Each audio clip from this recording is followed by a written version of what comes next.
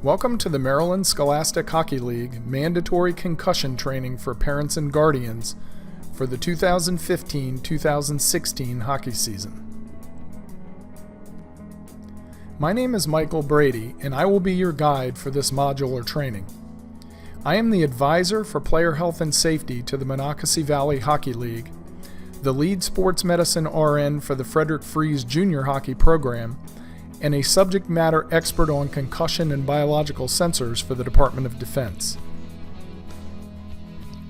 This module is designed to comply with Maryland state law and the Maryland Department of Education's policy on concussion and the management of concussion affecting the student athlete. Parents and guardians should be aware of the signs and symptoms of concussion as outlined in this module in order to assist in identifying symptoms that should be evaluated by a healthcare professional. First of all, what is a concussion? A concussion is a type of mild traumatic brain injury caused when the brain strikes the inside of the skull during a blow to the head or as the result of a whiplash effect. Any blow to the head has the potential to cause a concussion and can be very serious if not evaluated. Symptoms of a concussion may be immediately seen after an incident or may come on days or even weeks later. How a concussion occurs. As noted on an earlier slide, a concussion is a brain injury caused by a sudden blow to the head or to the body. The graphic below shows how the brain moves after the head is struck. The brain is surrounded by cerebrospinal fluid which prevents contact between the skull and the brain.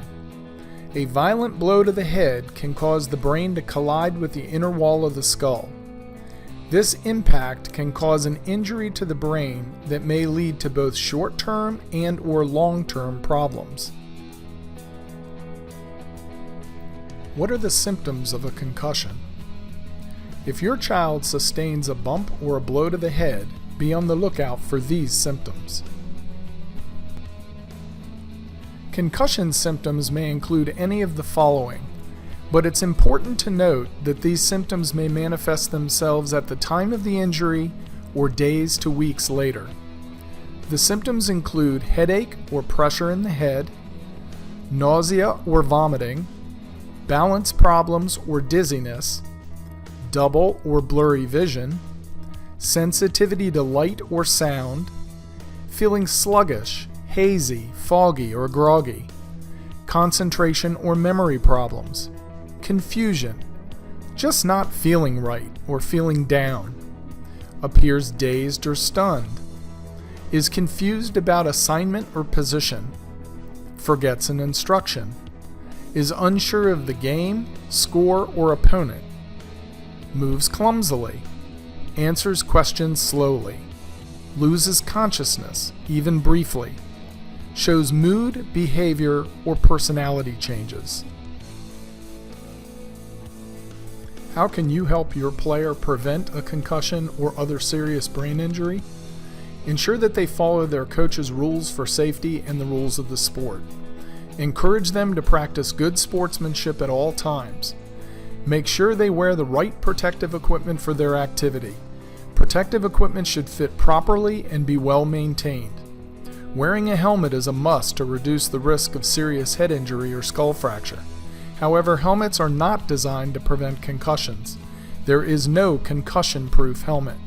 So even with a helmet, it is important for players to avoid hits to the head. What should you do if you think your child has a concussion?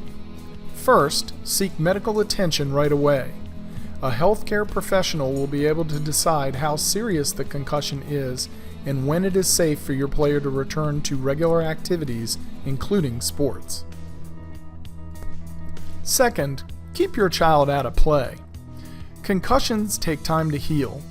Don't let your player return to play the day of the injury and not until a healthcare professional says it's okay. Players who return to play too soon, while the brain is still healing, risk a greater chance of having repeat concussions. Repeat or later concussions can be very serious. There is evidence to suggest they can result in more significant brain injury that can have lasting effects. Lastly, tell your child's coach about any previous concussion.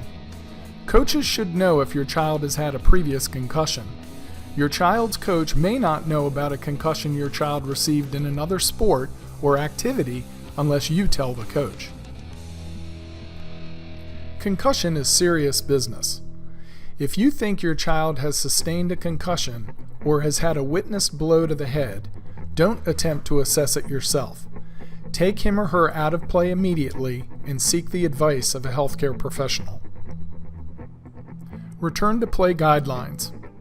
The Centers for Disease Control and Prevention, or the CDC, adopted return to play guidelines as a means of ensuring the health and safety of players diagnosed with concussion to returning to play and activities.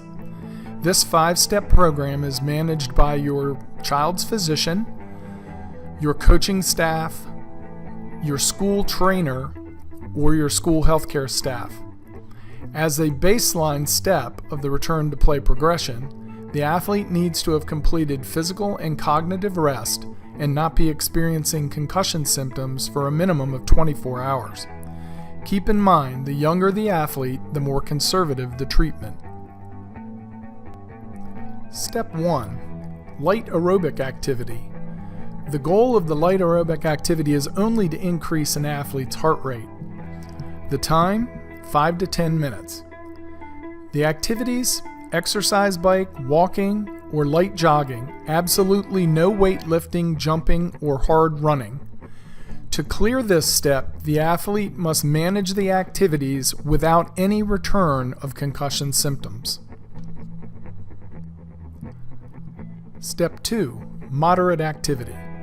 The goal, limited body and head movement. The time, reduced from typical routine.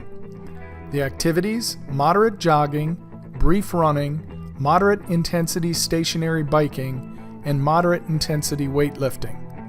Again, any return of symptoms recycles the player back to the previous step and a consultation with their healthcare provider.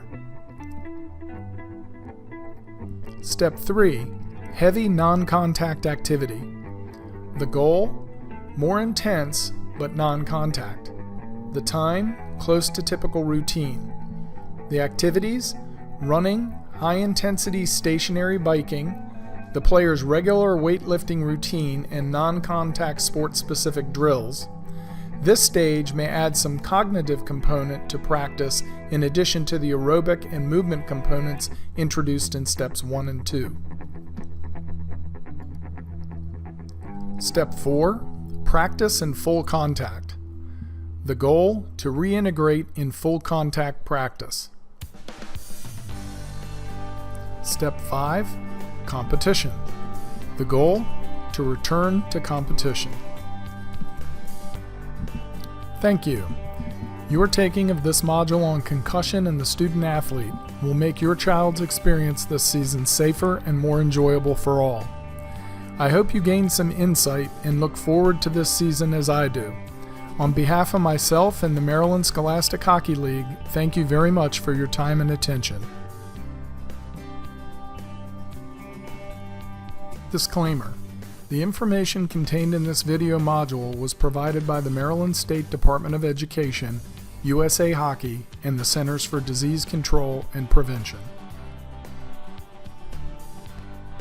This video presentation was prepared for the Maryland Scholastic Hockey League to satisfy the State of Maryland requirement for parent and guardian training in concussion and the management of concussion for the student athlete. It is not intended to be an all-encompassing program regarding these injuries, and if further information is desired, please consult a healthcare professional or go to www.cdc.gov. Thank you. Produced by Dualcast Media Services, all rights reserved. 301-471-0632. Narration by Michael Brady, RN.